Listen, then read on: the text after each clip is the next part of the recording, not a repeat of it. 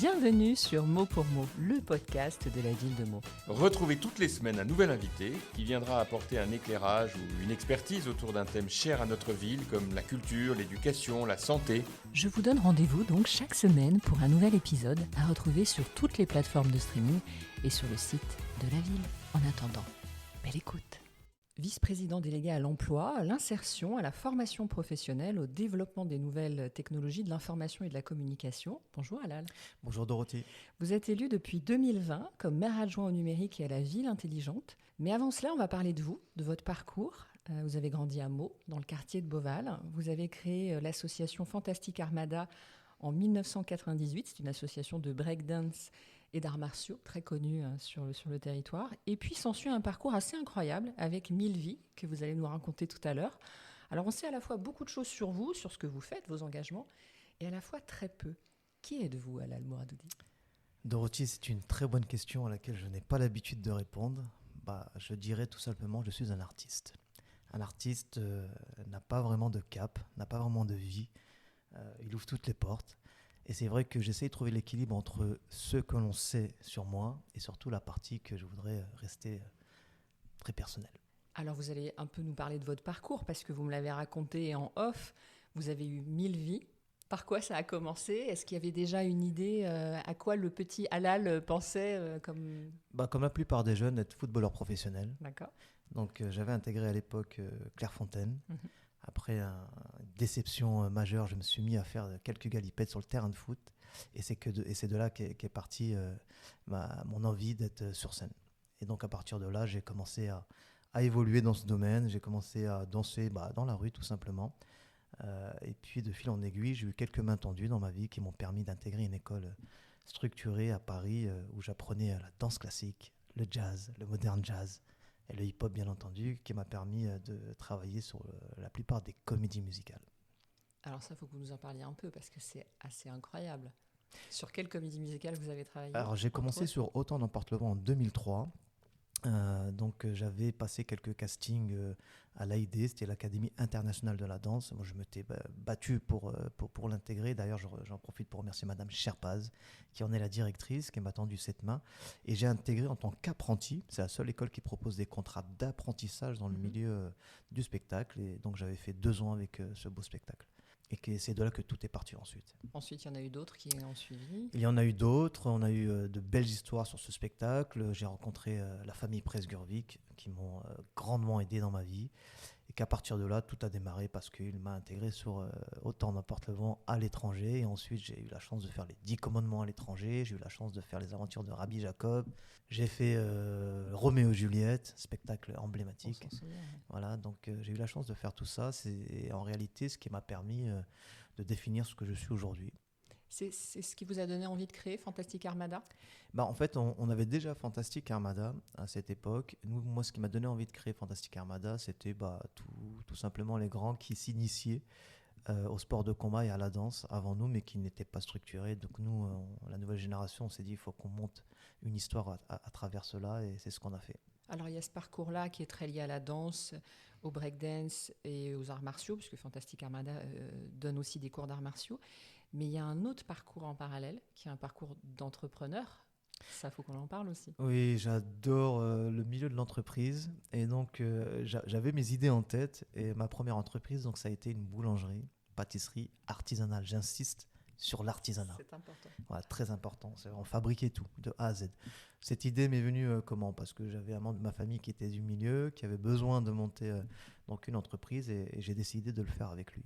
Et c'était vraiment une expérience, mais tellement enrichissante, entre la rencontre des clients, donc le lien social, comprendre aussi les problématiques des gens. Et c'est vrai que parfois c'était difficile, parce qu'on voyait des couples arriver et on connaissait leur vie par cœur. C'était une pâtisserie dans l'année, quoi. Et donc ça nous apprend aussi la vie.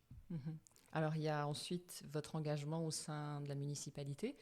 Vous commencez à vous rapprocher de la municipalité en 2014, je crois, c'est ça ? Alors si on reprend les archives...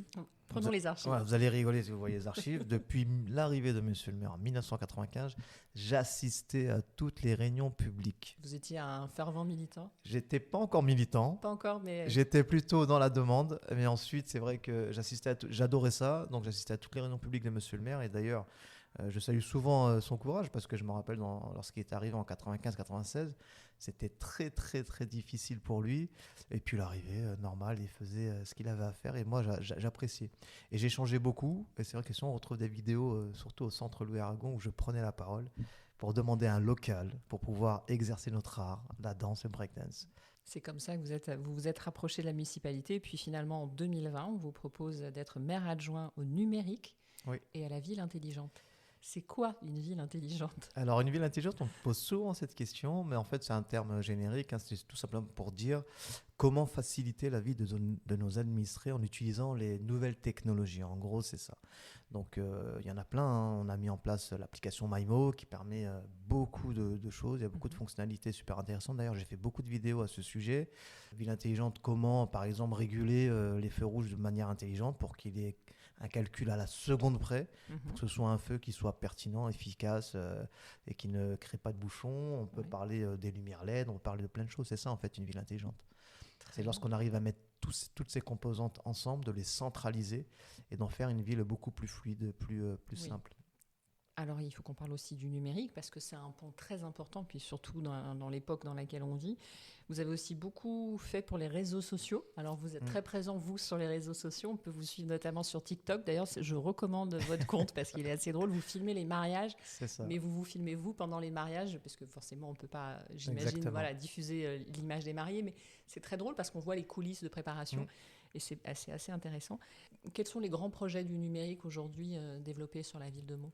Alors, les grands projets du numérique, comme je le disais à l'instant, c'est qu'on est en train de monter brique par brique. Donc, le grand projet, c'est qu'une fois qu'on aura déployé toutes ces composantes, là, on pourra parler vraiment d'avoir une centralisation de tous les services. Et là, c'est vraiment le grand projet qui est sur du long terme, bien entendu. Ensuite, si on revient sur les réseaux sociaux, c'est vrai que moi, les réseaux sociaux, j'adore. Et puis, j'ai une phrase que j'aime beaucoup, c'est soit on s'adapte, soit on capitule. Donc, je m'adapte à l'ère du temps et les réseaux sociaux font partie de la communication la plus pertinente aujourd'hui. Oui. J'ai voulu aussi démocratiser un peu le statut d'élu. L'élu, c'est pas celui qui reste sur la tour d'ivoire, c'est celui aussi qui est très proche de la population. Et je voulais montrer un peu ce qu'on faisait au quotidien à travers des choses positives. Et le mariage, c'est du bonheur. Oui. Donc forcément, j'avais envie de le partager. Et ça a très bien marché d'ailleurs. Effectivement. Vous avez récemment été chargé de l'emploi au sein de la communauté d'agglomération, puisque vous êtes, je l'ai dit en introduction, vous êtes vice-président délégué à l'emploi et à l'insertion. Quels sont les moyens aujourd'hui et les ressources déployées sur le territoire pour réussir? Vous êtes un bon exemple d'un parcours assez incroyable, on l'a dit, vous avez raconté un peu votre parcours. Quelles sont les pistes aujourd'hui qui sont lancées pour les jeunes, notamment pour la jeunesse? Et vous êtes très présent auprès de la jeunesse, on le sait, sur le territoire. Comment on fait? Alors, il y a beaucoup de dispositifs qui sont mis en place, mais en fait, le nerf de la guerre, c'est comment communiquer et faire savoir que ce dispositif existe.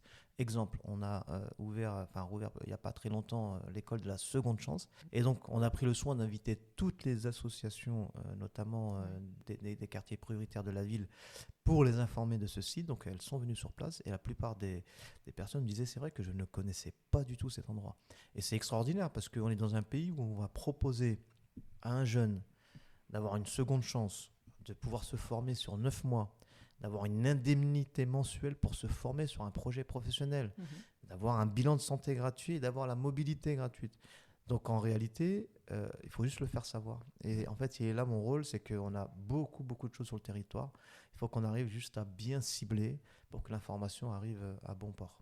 Et c'est plutôt un projet pérenne et qui fonctionne puisque c'est plein à chaque fois, cette école de la seconde chance, c'est très prisé, ça commence à se faire connaître. Oui, exactement, ça commence à se faire connaître. On est sur 45 jeunes, normalement cette année on va monter à 90, on espère en 2026. Puis au fur et à mesure de temps, on verra comment on développera tout ça. Je vous donne un exemple, on a un forum le 12 février.